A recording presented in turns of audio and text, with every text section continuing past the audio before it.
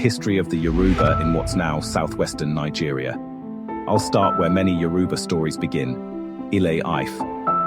In oral tradition, this sacred city is the cradle of the world, where Oduduwa descended, and where Yoruba kings trace their authority.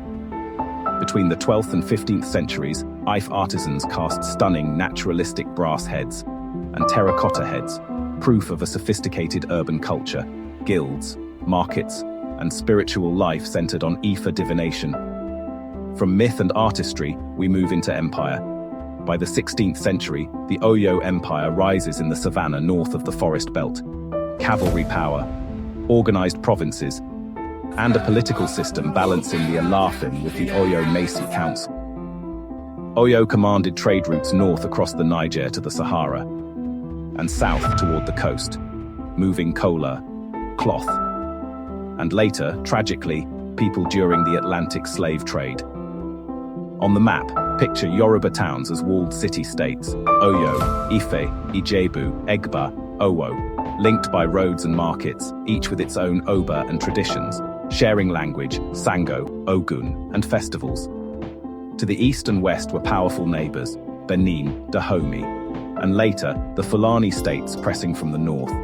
The 18th century is Oyo at its height. Then the 19th century brings turbulence, internal succession crises, economic shifts, and pressure from the Sokoto Jihad.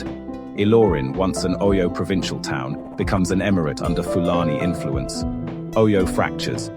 Yoruba heartlands fall into civil conflicts, the Ibadan Wars, the Ijaye War, and the Long Kiriji, Ekiti Parapo War. British mediation helps end the Kiriji War in 1886. By the early 1900s, Britain folds Yoruba territories into the southern Nigeria Protectorate.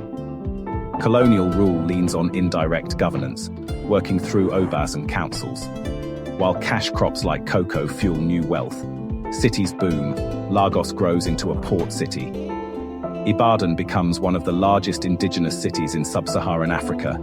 Yoruba intellectuals and entrepreneurs push newspapers, schools, and political movements. Independence arrives in 1960.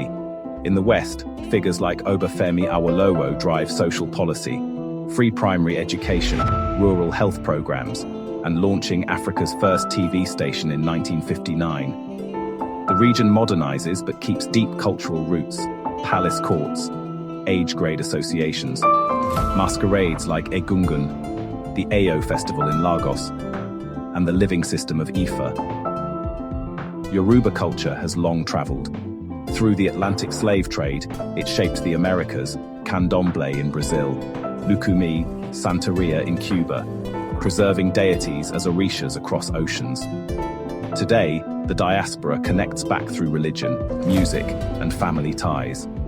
In contemporary Nigeria, Yoruba people are central in music, film, and tech, from Fuji, Juju, to Afrobeat stars, Nollywood's Yoruba language films. Startups in Yaba, the language thrives, the proverbs teach, and the city-states of old live on in modern megacities. So when I look at a map of Nigeria's southwest, I don't just see borders. I see a timeline, myth at Ile-Ife, empire at Oyo, wars and resilience, colonial encounters, independence, and a culture that keeps reinventing itself without losing its core. That's the Yoruba story in 3 minutes. Compressed, yes, but still beating with history.